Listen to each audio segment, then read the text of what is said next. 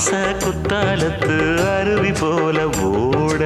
ஓயாம பேசி பேசி மாமா நீ உணர்ச்சிகளை தூண்டி பார்க்கலாமா வாயாடி லாபம் என்ன மாமா நீ விஷயங்களை ஆற போடலாமா வெச்சது யாரு சொக்கப்படி என்னவ பண்ணும்படி